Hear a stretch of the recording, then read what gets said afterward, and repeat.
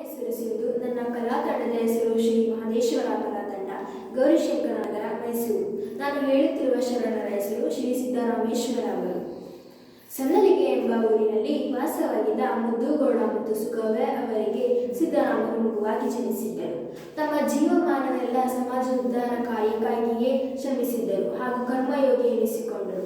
ಅವರ ವಚನಗಳು ಆತ್ಮದ ಪರಿಶುದ್ಧತೆಯನ್ನು, ಕಾಯಕದ ಮಹತ್ವವನ್ನು, ಆಚಾರ ವಿಚಾರಗಳನ್ನು ವ್ಯಕ್ತಪಡಿಸುತ್ತದೆ.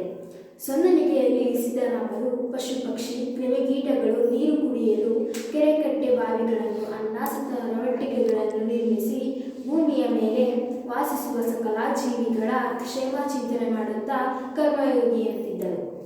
ಸಿದ್ದರಾಮರು ಅಲ್ಲಮಪ್ರಭುವನ್ನು ಹಲವಾರು ಬಗೆಯಲ್ಲಿ ಪ್ರಶ್ನಿಸುವರು.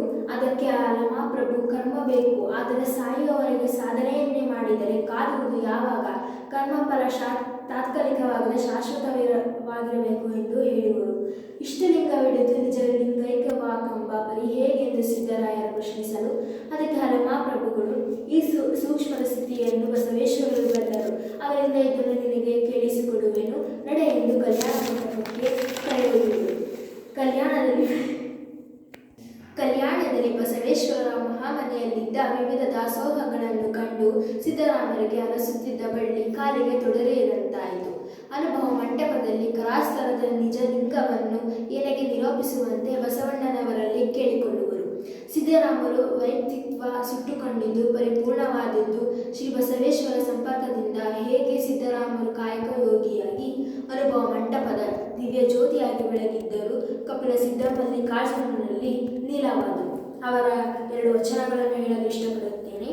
ಅಣ್ಣ ನಿನ್ನಿಂದ ಶುದ್ಧವಾಕಂಡೆ, ಅಣ್ಣ ನಿನ್ನಿಂದ ಶುದ್ಧವಾಕಂಡೆ, ಸಿದ್ಧವಾಕಂಡೆ ಪ್ರಸಿದ್ಧವಾಕಂಡೆ, ಸಿದ್ಧವಾಕಂಡೆ ಪ್ರಸಿದ್ಧವಾಕಂಡೆ, ಕಪಿಲ ಸಿದ್ದಮಲ್ಲಿಕಾರ್ಜುನಯ್ಯ, ಕಪಿಲ ಸಿದ್ದಮಲ್ಲಿಕಾರ್ಜುನಯ್ಯ, ವೀನಗರಿದಪ್ಪುದಲ್ಲ ಕಾಣ ಬಸವನ ಪ್ರಸಾದದಿಂದ, ವೀನಗರಿದಪ್ಪುದಲ್ಲ ಕಾಣ ಬಸವನ ಪ್ರಸಾದದಿಂದ.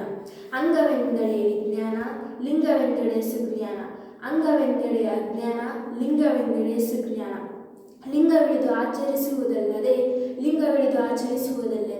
ಅಂಗವಿಡಿದು ಆಚರಿಸಬಾರದು, ಅಂಗವಿಡಿದು ಆಚರಿಸಬಾರದು. ಕಪಿಲ ಸಿದ್ದಮಲ್ಲಿಕಾರ್ಜುನಯ್ಯ, ಕಪಿಲ ಸಿದ್ದಮಲ್ಲಿಕಾರ್ಜುನಯ್ಯ. ಶರಣು ಶರಣಾರ್ಥಿ.